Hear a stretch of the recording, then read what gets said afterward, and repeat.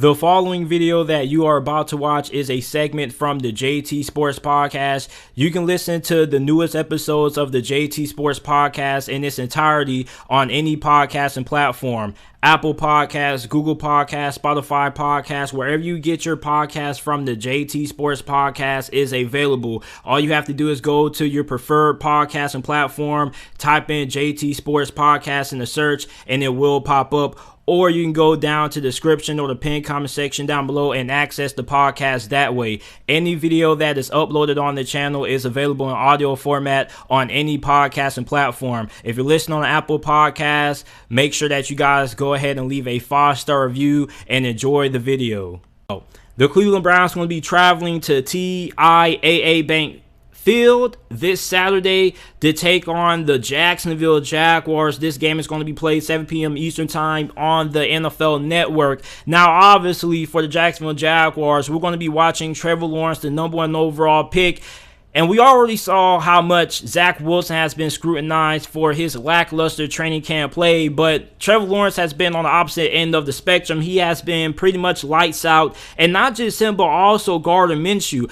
And definitely, while everybody's paying attention to Trevor Lawrence, if you're a Jacksonville Jaguars fan, you should be rooting for Gardner Minshew to perform well, because if Gardner Minshew performs well and he has also been doing pretty good in training camp, then you could probably flip him for a second, third round pick, because there are a lot of teams right now who may not be satisfied with their quarterback situation or the backup quarterback situation who could look to acquire another quarterback. And Gardner Minshew right now currently is the best quarterback on the market right now, not only just free agency, but during the trade as well, outside of Deshaun Watson. So if you're a team like Dallas and you're not satisfied with your backup quarterback situation, then I definitely think that Gardner Minshew is a very great addition. You can never have a good backup quarterback because you never know when your starting QB can go down. So for Trevor Lawrence, I'm expecting him to look pretty good. I expect him to roll with the starters, and I think that we're going to see a good amount of the majority of the starters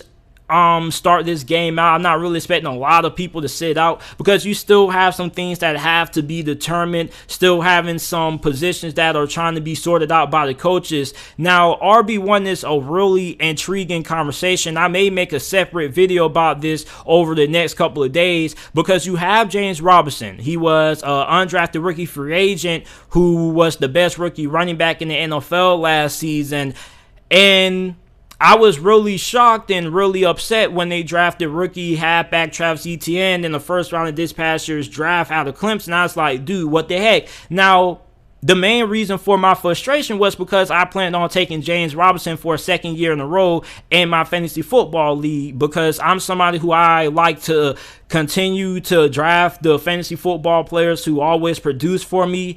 And James Robinson was one of those guys helping me win my fantasy football leagues last year. So the fact that they brought in Travis Etienne really frustrated me. But it looks like they're going to be utilizing Travis Etienne more in passing downs as a third down back. There also has been some rumors that he has been participating, working out at that slot receiver position. So it looks like they're going to use Travis Etienne more as a pass catching back. But I definitely think that Travis Etienne is going to eat into James Robinson's carries. And I also think that he probably could end up being a starting running back on this team. So I definitely feel like this is a position battle that people are kind of sweeping underneath the rug. Like, there are a lot of people that have the assumption that James Robinson is simply going to win this thing.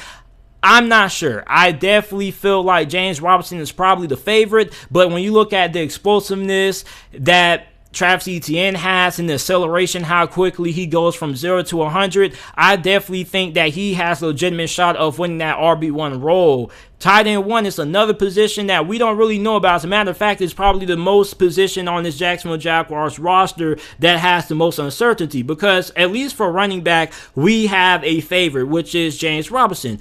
We don't really know who the heck is going to be playing tight end, and there's not really a favorite. You got rookie Luke Farrell, who is more of a blocking tight end. Urban Meyer wants to have 2 tight ends. He wants a blocking tight end, and he wants a tight end who could do damage in the passing game. You got Luke Farrell, you got James O'Shaughnessy, who probably would be my favorite as of right now. You got Tim Tebow, who we're going to talk about him a little bit later, but Tim Tebow Despite how much criticism the Jacksonville Jaguars and Urban Meyers received for bringing in Tim Tebow to participate in training camp, Tim Tebow has been making some plays during training camp.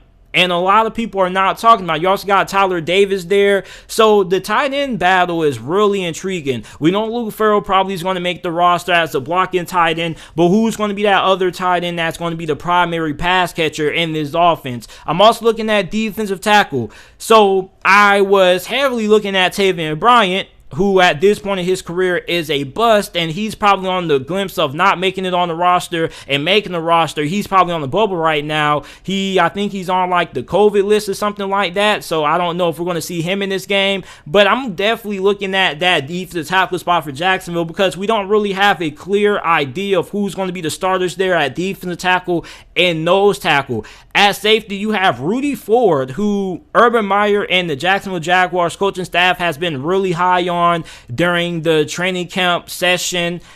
And he's a guy who a lot of people don't really know that much about. You also have Andrew Wingard. You got rookie safety Andre Sisco. So definitely keep my eyes on that safety position. You got Rayshawn Jenkins there as well. Now, my things to watch for the Cleveland Browns don't really have as many as the Jacksonville Jaguars because the Browns have one of the most complete rosters in all of the NFL. I mean, you got depth at wide receiver. You have depth at running back. You got depth when it comes to your offensive line. You got depth at corner, D-line, pass rush, safety. Like, the Browns are stacked at every single position but one.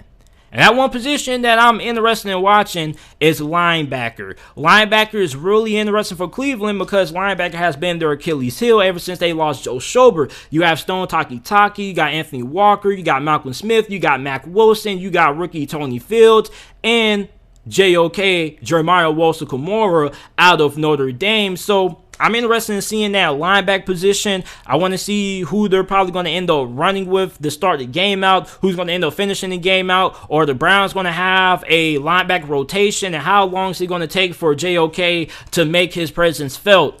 For the Jacksonville Jaguars, some of the players that I'm going to be watching in this game for them, first, rookie wide receiver Jaylen Kemp out of Georgia Tech. I've been seeing a lot of good reports about Jaylen Kemp, and he could end up winning that fourth wide receiver spot on this Jaguars roster. Look out for him. You have Laquan Treadwell. I'm really interested in seeing wide receivers who kind of have that bust label on them to see if they can turn their career around, which is why I'm really interested in Laquan Treadwell. You got right tackle Jawan Taylor. I didn't mention this, but I definitely feel like Jawan Taylor, his position could be up for grabs. Now, I don't think it's a lock right now, okay, to say that he's in a position battle. But if he doesn't perform well, not only in this game, but through the remainder of the preseason, then I definitely feel like the Jacksonville Jaguars could end up starting Walker Little at that other off the tackle spot. Now, Walker Little was more of a left tackle, but the Jacksonville Jaguars, when they interviewed him during the combine, he revealed that Urban Meyer and the Jaguar staff talked about him playing both tackle spots. So if Jawan Taylor doesn't have a good preseason performance, we could end up seeing some announcements that him and Walker Little are going to be competing for that right tackle position. And Jawan Taylor hasn't been great. As a matter of fact, he's been one of the biggest disappointments. A couple of years ago when he was drafted, he was supposed to be a top 10 pick. He was regarded as the best off the tackle in that draft. Well, then he falls all the way into the second round, and he has really proved the doubters wrong. As a matter of fact, he has proved the doubters right. Then I'm going to be looking at the other off the tackle, Walker Little. Already talked about him out of Stanford. Tim Tebow. I mean, Tim Tebow has been making plays, and a lot of people were so quick to hate on it. I understand why everybody was hating on it, but Tim Tebow has been making some noise during training camp. He has been what we all expected him to be, a good locker room guy, really energetic, but he's been making some plays during training camp. He's caught a couple of great passes. He's made some couple of great plays. Then I'm looking at rookie linebacker out of Alabama, Dylan Moses. Now, I still don't know how Dylan Moses went undrafted. I thought he was probably going to get drafted in round 2, round 3, So Jacksonville Jaguars have a lot of depth and a lot of talent at linebacker. Going to be keeping my eyes out on Dylan Moses. I expect him to get a lot of playing time in this game. Now, my players to watch for the Cleveland Browns, I'm keeping my eyes out on rookie cornerback Greg Newsome. I loved Greg Newsome out of Northwestern this year. I feel like he was one of the more underrated cornerbacks. Now you have him on the opposite side of Denzel Ward. You also have Greedy Williams. Jesus. Then you got Grant Delpit. We didn't really see Grant Delpit at all last year, so I'm really excited to see him in this game. You got rookie speedster out of Auburn, Anthony Schwartz, who is one of the fastest men in the NFL. He's like, he could have been on the Olympic team. Like, this guy is blazing fast. I want to see if he's going to end up lining up at kick returner or punt returner. We're probably going to see a lot of him at wide receiver in this game. Then I'm looking at rookie defensive tackle Marvin Wilson. Marvin Wilson, before the start of the college football season last year, was regarded as the best defensive tackle in the nation. He was supposed to be a surefire first-round pick. Well, the season kicks off and he didn't really have that great of an impact. He was really underwhelming at FSU last season, so that's why he fell and went where he went. So I'm interested to see how he does in this game. And I easily think that Marvin Wilson could be a guy who could end up having a good season for the Cleveland Browns if he's able to make the roster. I definitely feel like they can have him in at a rotational position. So this is it for my Cleveland Browns versus Jacksonville Jaguars preview. Let me know what you guys think. What are some players that you guys are going to be watching as well?